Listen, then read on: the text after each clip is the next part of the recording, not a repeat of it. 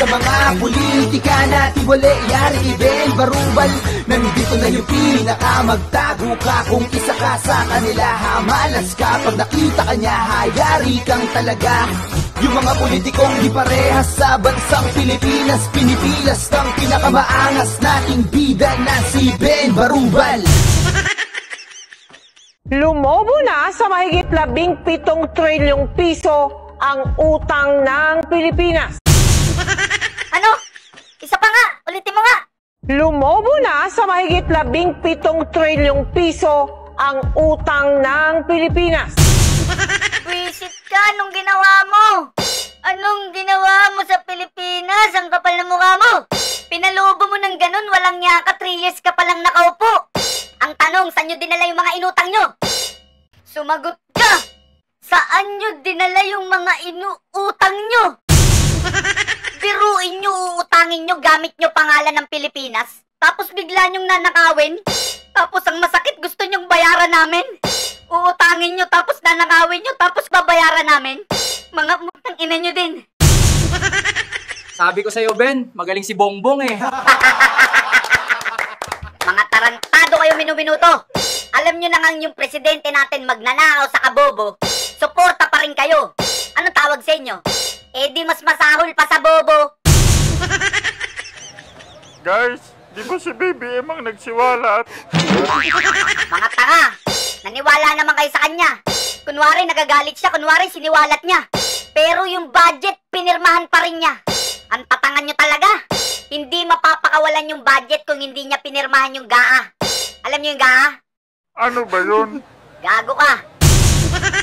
Ulitin mo nga uli, Mel. Lumobo na sa mahigit 17 trilyong piso ang utang ng Pilipinas. Gumagastos pa rin ang gobyerno na parang may pandemya. For your information, Mel, walang ginastos ha. Ninakaw meron, pero ginastos wala. Sa laki ng inutang, yung Pilipino wala man lang napala. Kasi nga walang project, walang ginawa. Tingnan mo tong mga tangang to. Tawa ng tawa habang nagbabayad ng utang na wala man lang silang napala. Kaya nga, nag-top 3 tayo sa corrupt sa Southeast Asia. In Tagalog, tayo ang pangatlo na magnanakaw sa Southeast Asia. Hoy mga tanga, top 3 na ha, top 3 na. Ben, pag nag-top 1 ba tayo, makakatanggap tayo ng gold medal? Gold medal pa talaga gusto nyo ha? Mga walang ya kayo, ginawa nyong Olympics ha? Ano akala nyo dito, Asian Games? Pag nag-top 1 tayo, papasok tayo ng FIBA? Sira ulo, pag nag-top 1 tayo, magtago ka na. Tapos itong si Gunggong Marcos, napakayabang pa.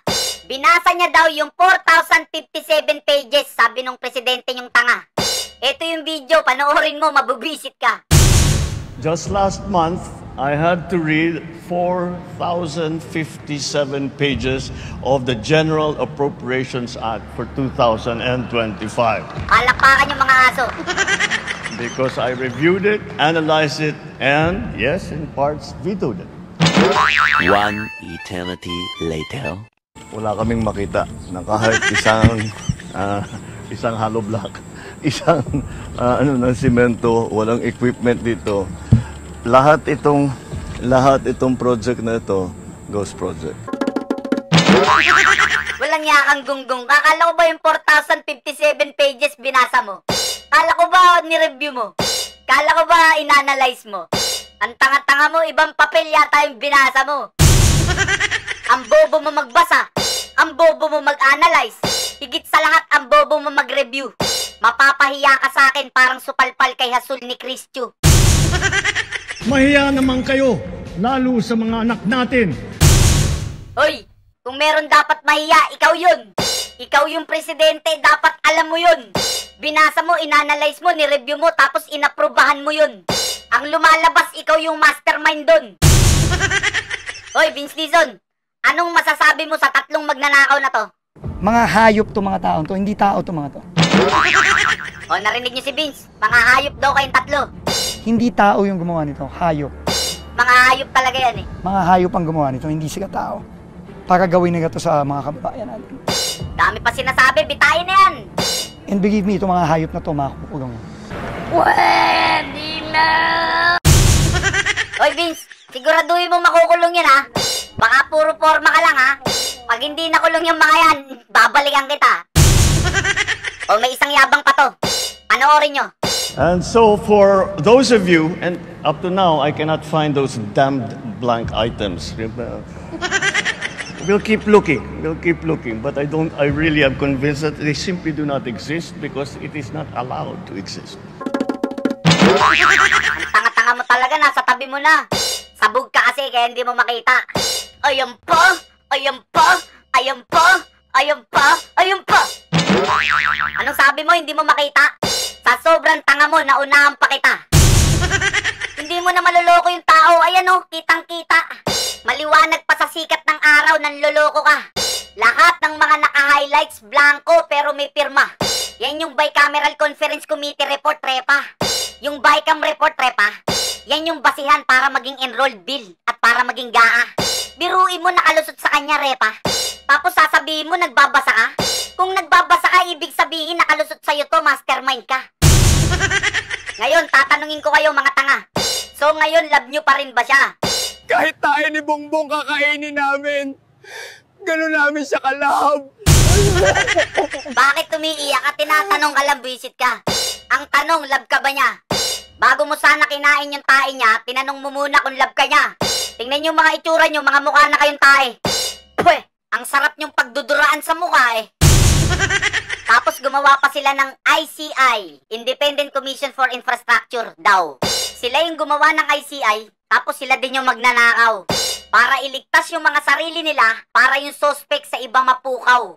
Luma na yung mga tugtugan nyo, hindi nyo kami mapapasayaw. Gumawa sila ng ICI para daw imbestigahan ang maanumalyang ghost projects. Silang tatlo yung magnanakaw, tapos itong butanding na to yung star witness. Biruin mo yung star witness nila, yung pinaka-guilty. Pasensya na, no? Natatawa tayo, no? Paano ba naman kasi yung gagawin nilang witness, si Tambi? Yung dinideliveran ni Orly ng mali-maletang money. Paano may makukulong kung lahat ginawa niyong witness, mga gahagi? Yung lolo nga na 80 anyos na mitas lang ng mangga, kulong agad, mabilis pa sa alas 4. Eh yung magnanakaw ng trilyon-trilyon, pagala-gala, pa-travel-travel, pangiti-ngiti pa sa kongreso. Gagawin pang star witness ng mga gago. Biruin mo, nagpa-interview pa, bulletproof talaga yung mukha neto.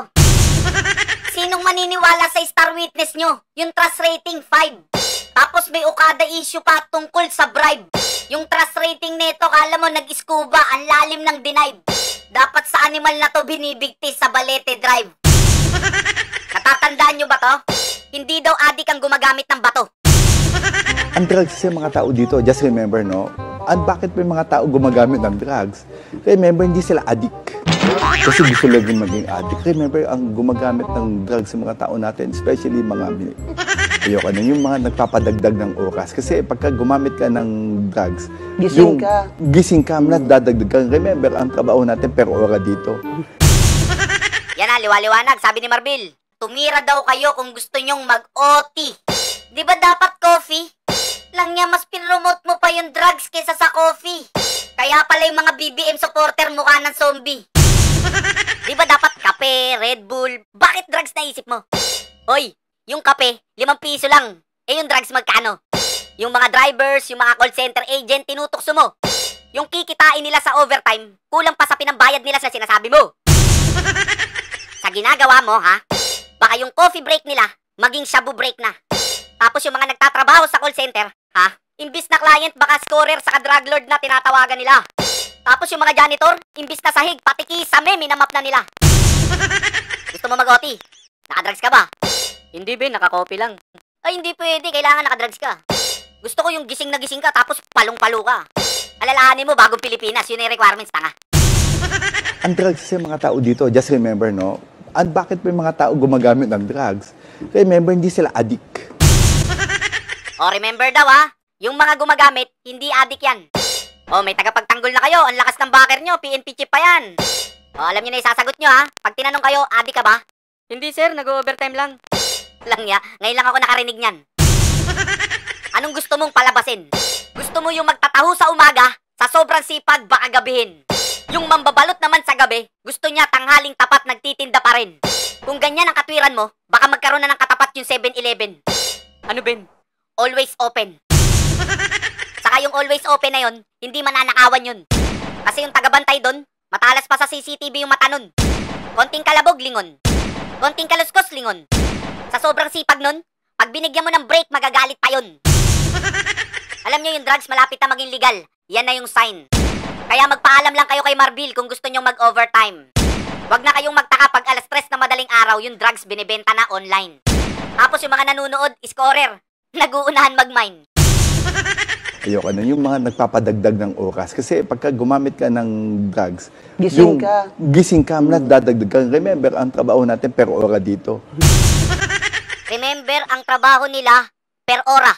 Pag gumamit ka ng drugs, gising ka. Sila daw yung nagpapadagdag ng oras. Kaya pala yung drug lord na to, pinalabas.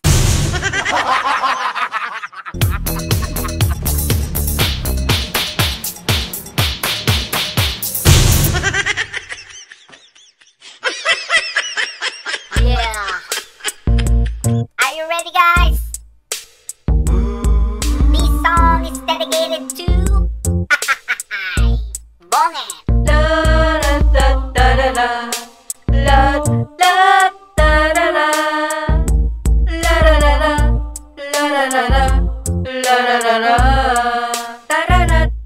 Di matino ang isip niya kasi siya'y sabog na. Putragis na yan. Di alam ang tama't mali kasi siya'y sabog na. Yuhuu! Tuliro ang utak niya, hoy, alam niyo ba? Hindi pa, bakit? Kasi sabog na, kasi sabog na, kasi sabog na. Pinangga ang flood control ng barko kasi siya'y sabog na. Ba't pinangga? Binenta pa ang gold kasi siya'y sabog na. My goodness! Kinuha ang pera sa PhilHealth, alam nyo ba? Ano yun? Kasi sabog na, kasi sabog na, kasi sabog na. Lalabas sana siya ng bansa kaso siya'y sabog na. Wow! Walang nakukuhang investor kasi sabog nga. Nagsilayasan na nga eh. 20 pesos daw na bigas, soy magkano na? Yan na nga ba sinasabi ko eh. Kasi sabog nga, kasi sabog na, kasi sabog nga. Kaliwat kanan ng utang kasi sabog na. Sabog na. Lubog sa baha at utang kasi sabog nga. Alata. Ayuda ng ayuda ang pinsan niya. Ayuda, puro nakaw nga ginawa eh. Habang sabog siya, kasi sabog na, kasi sabog na.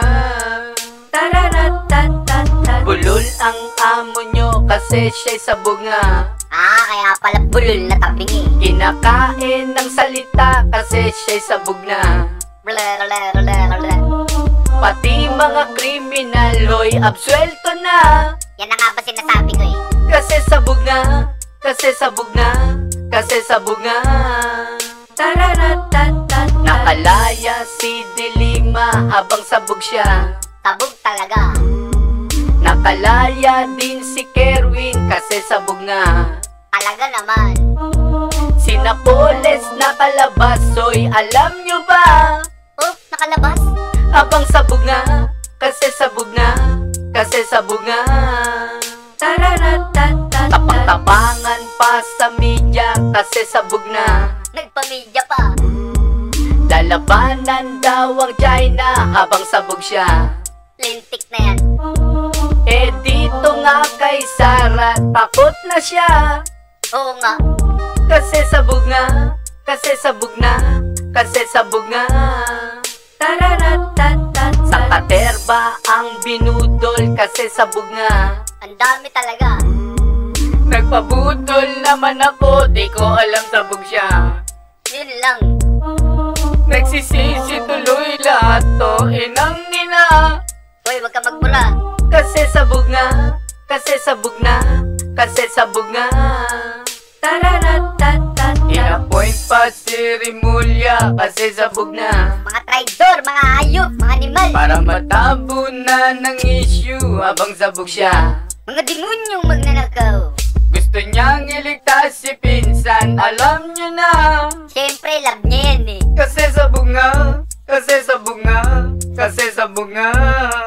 Tararatatat. Palubog na ang Pinasyo kasi sabog siya.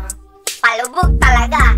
Sinimot ang kaban ng bayan, sabog talaga. Simut talaga, to the max. Maang-maangan pangungas pero may pirma niya.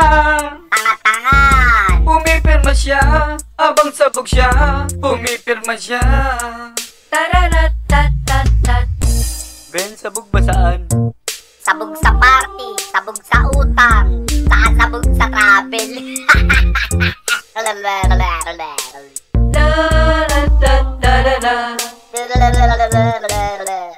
Papabu natin dito, bababangit. Bling blong. Ben, maawa ka, tama na. Kawawa na yung baby M namin. Hoy mga tanga, hindi namin kayo titigilan hanggat di nyo sinusolo yung mga ninakaw nyo.